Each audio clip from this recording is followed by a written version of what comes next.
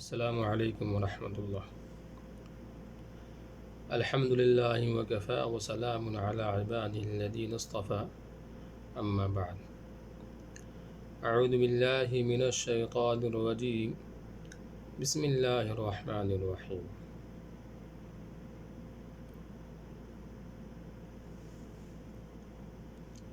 حدیث قدسی میں اللہ تعالی نے ارشاد فرمایا، اس کا مفہوم ہے کہ میں ایک چھپا ہوا خزانہ تھا،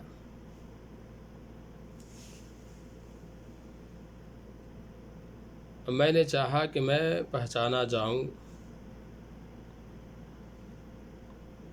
بس میں نے مخلوق کو پیدا کر دیا۔ اب مخلوق میں ساری چیزیں، ان ساری چیزوں میں سب سے اعلیٰ اور بیسٹ اور افضل اللہ تعالیٰ نے انسان کو پیدا کیا۔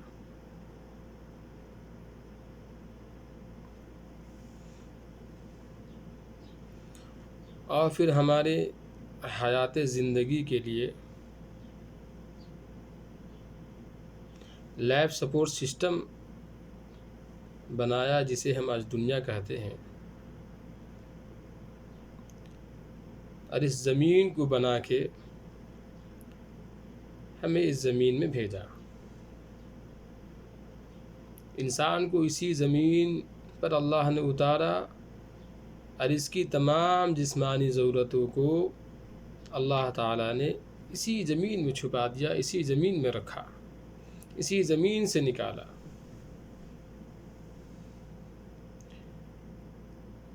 جتنے بھی جسمانی ضرورتیں انسان یوز کرتا ہے، ان تمام ضرورتوں کو اللہ نے اسی زمین پر رکھا اور اسی زمین سے پیدا کیا۔ انسان کو بھی مٹی سے اللہ نے پیدا کیا، اور انسان کی ضرورتوں کو بھی اللہ نے مٹی سے پیدا کیا۔ یہ ساری کی ساری چیزیں اللہ نے ہمیں گفٹ کے طور پر دیا، انعام کے طور پر دیا، نعمتوں سے اللہ نے نوازا۔ جس میں قرآن میں اللہ نے فرمایا کہ وَإِن تَعُدُّوا نِعْمَةَ اللَّهِ لَا تُحْصُوهَا، کہ اگر تم ہماری نعمتوں کو گننا چاہو تو گن نہیں سکتے۔ اور واقعی ایسی بات ہے، آپ مشاہدہ کر کے دیکھ لیں کہ آپ صرف اپنے نظر کے سامنے کو چیزوں کو دیکھیں، اور اگر اس کو گننا چاہیں تو آپ گن نہیں سکتے، صرف سامنے کی چیزوں۔ اندازہ ہو جائے گا آپ کو اس سے کہ اللہ نے کتنی ساری نعمتوں سے اللہ نے ہم لوگوں کو نوازا۔ اب سوال یہ اٹھتا ہے کہ ان نعمتوں کو اللہ نے ہمیں عطا فرمایا، گفٹ کیا، اور ہمیں پیدا کیا، کس لیے؟ اب یہ ہمیں غور و فکر کرنا ہے کہ اللہ نے مجھے ایک جسم دیا، اور جسم کی ضرورتوں کو دیا، اور ایک زندگی گزارنے کے لیے زمین بنایا، اس کے لیے آسمان، چاند، ستارے، ہر چیز، جسے آج ہم یوز کرتے ہیں، استعمال کرتے ہیں۔ کیوں دیا اللہ نے؟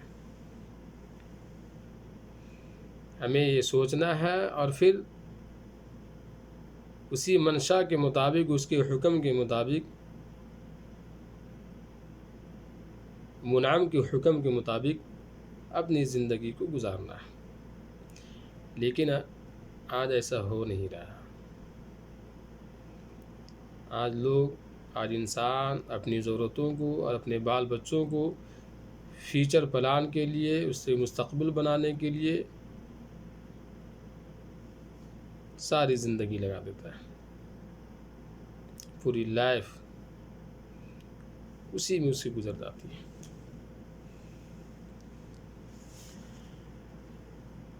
اللہ نے انسان کو جسم عطا فرمایا، اس باڈی میں باڈی پارٹ دیا، ہر پارٹ کا، ہر جسم کے اعضاء کا ہر ایک کام ہے۔ جیسے آنکھ کا کام ہے دیکھنا، اور کان کا کام سننا، زبان کا کام بولنا، دماغ کا کام سوچنا، دل کا کام محبت کرنا۔ تو آج ہماری موضوع اسی دماغ کے کام سوچنے پر ہے۔ آج ہم نے سوچنا بند کر دیا۔ آج ہم نے یہ سوچنا بند کر دیا کہ بنانے والے نے اتنا بڑا، خالق نے اتنا وسیع کائنات بنا کے ہمیں سونپا، اور انسان کو اس زمین کا خلیفہ بنایا۔ کیوں بنایا؟ کس لیے بنایا؟ یہ ہمیں سوچنا ہے۔ اب سوچنے کے دو طریقے، آپ چاہے تو صحیح اینگل سے سوچے یا غلط اینگل سے سوچے۔ صحیح سوچنے کا انجام صحیح فیصلہ ہوتا ہے، اور غلط سوچنے کا انجام غلط فیصلہ۔ اب یہ ہماری زندگی کا فیصلہ ہے کہ ہم کیسے سوچیں۔ صحیح سوچیں گے تو ہماری زندگی کا راہ صحیح ہو جائے گا، غلط سوچیں گے تو ہماری زندگی کا راہ غلط راستے پر۔ اب یہ ہم پہ نربھر کرتا ہے کہ ہم اپنے سوچ کو کس طرح استعمال کریں۔ وما علینا الا البلاغ۔